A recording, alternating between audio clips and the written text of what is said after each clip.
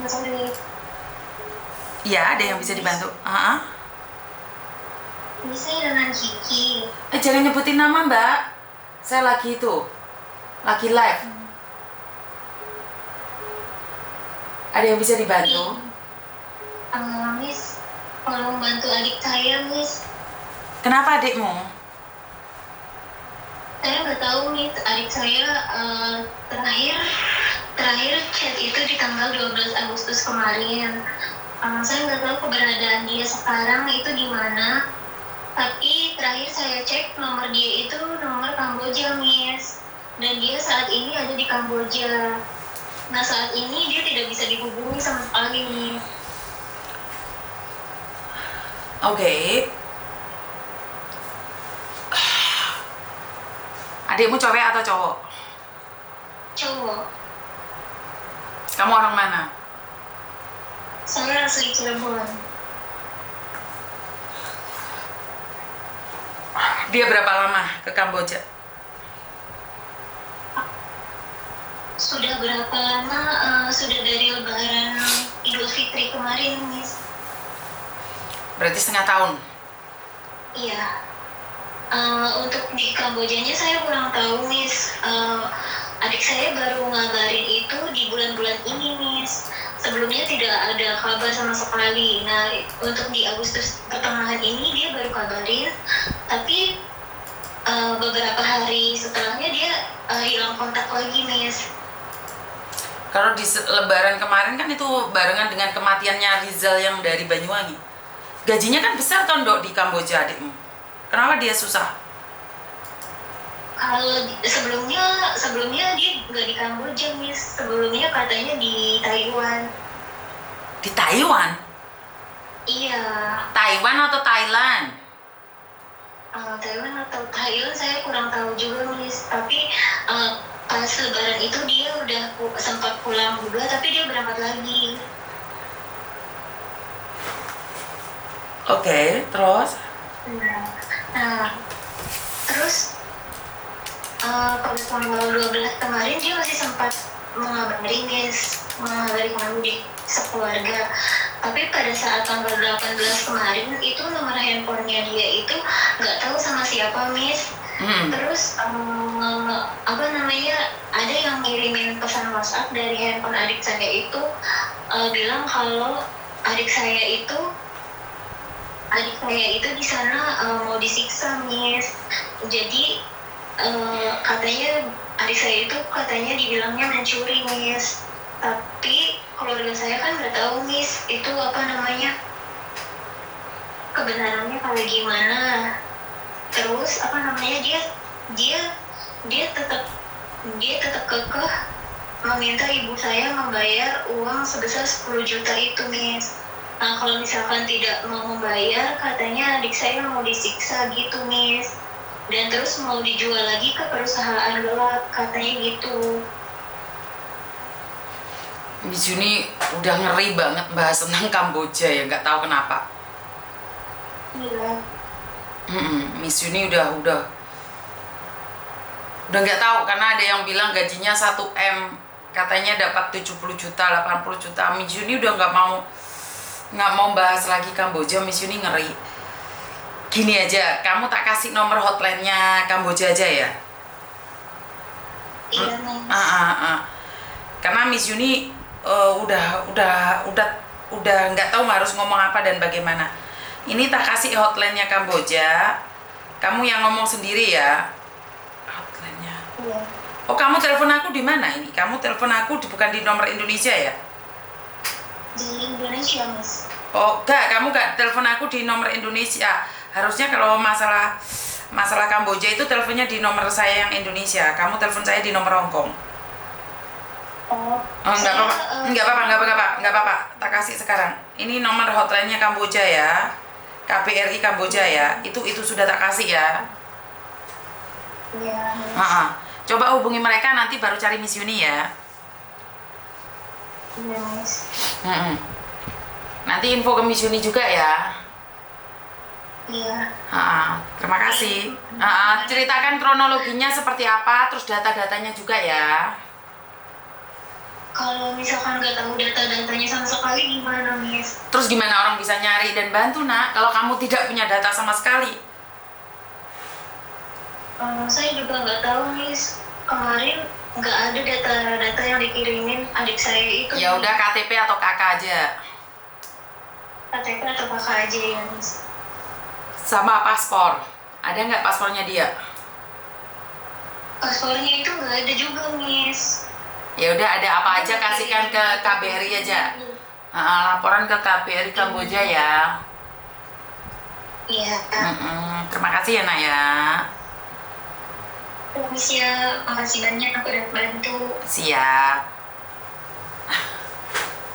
Kepala saya langsung pusing saya membahas tentang Kamboja. Nggak ngerti, saya ada trauma yang begitu luar biasa tentang Kamboja. Saya nggak tahu ya.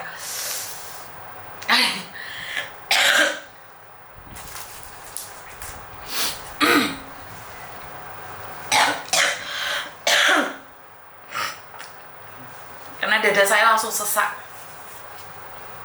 Karena saya pernah menyaksikan sesuatu yang saya tidak bisa upload di media sosial. Ada sesuatu yang membuat saya benar-benar trauma dengan Kamboja. Karena itu saya sudah bilang, jangan telepon saya membahas tentang Kamboja. Saya langsung kayak meriang. Gak tahu kenapa. Kenapa masih aja ada yang berangkat ke Kamboja tanpa skill? Saya langsung sakit, tau nggak? Aura muka saya bisa berubah saat kalian telepon Kamboja. Tapi kalau kalian tidak percaya dengan fakta, nggak ada yang bisa melarang kalian.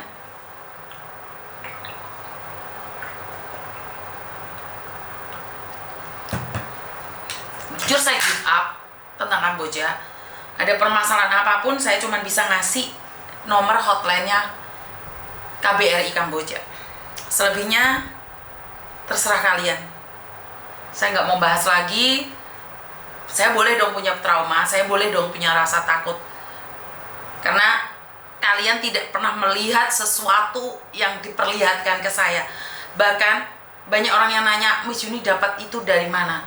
Emangnya saya datang ke Kamboja? Emangnya saya tahu Kamboja? Tentunya saya dapat kiriman dari orang-orang tertentu, tidak tahu maksud dia apa dan bagaimana. Saya ngeri banget, saya ngelihat dengan mata kepala saya sendiri. Setiap kali saya dengar Kamboja, saya sangat takut. Jadi, udahlah. Mereka memang sengaja nyepam saya, mereka sengaja kayak gitu, ya udah nggak apa-apa. Saya terima, saya ikhlas. Lagian, yang nggak ada umurnya bukan saya. Yang tersakiti adalah kalian. Yang terluka adalah kalian. Saya cuma mengingatkan jangan dan jangan. Silahkan. Kalaupun kalian punya skill, ini ada yang komen. Nyampe sana keok juga. Keok. Jadi, nggak mampu, saya itu nggak mampu lagi untuk berbicara tentang Kamboja.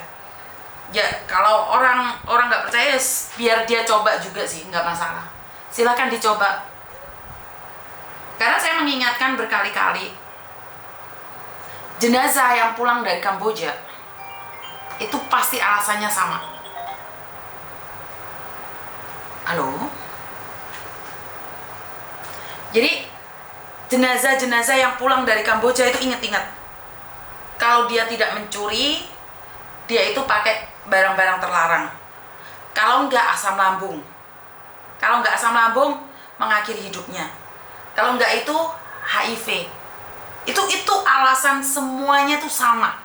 Setiap kali saya lihat jenazah dari Kamboja, itu semuanya berafaknya kurang lebih itu. Kalau nggak pakai barang-barang terlarang, dia kena penyakit HIV. Kalau nggak penyakit HIV, dia habis mencuri, digebukin atau dijatuhkan dari lantai berapa. Dan saya tidak mau membahas itu lagi. Jadi, dan ini anehnya, ada orang spam terus. Dia seolah-olah ngetawain saya, tapi nggak apa-apa.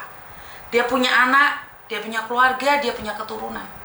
Semoga ibunya terhindar dari penyakit.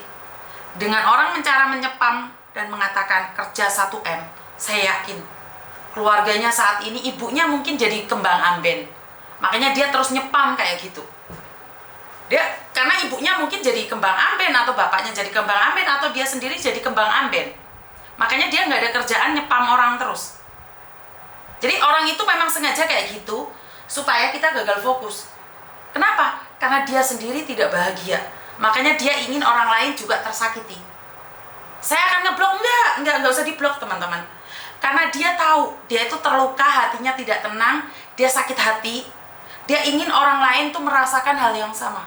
Itulah jahatnya orang itu. Dia itu pingin kamu merasakan hal yang sama, terus kamu debat sama dia, terus kamu cek profilnya, itu dia seneng banget. Karena dia punya mental yang cacat. Dia itu punya mental cacat. Kalau dia nggak mental cacat, dia nggak akan komen kayak gitu. Dia akan punya rasa empati. Tetapi orang yang mentalnya sudah cacat, dia lihat ibunya nangis darah pun dia tidak akan kasihan. Banyak kan anak-anak muda sekarang ini, ibunya dihabisin sendiri, ibunya diantem batu saat sholat, ya karena dia otaknya sakit. Tubuhnya sehat tapi otaknya segleng. Dia itu tertawa saat ada orang nangis-nangis. Dia itu bahagia saat orang tersiksa.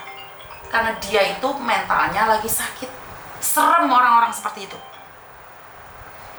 Halo? Halo. Iya, Mbak? Miss. Kenapa, sayang? Ini bukan. Saya sendiri. Tolong, Miss.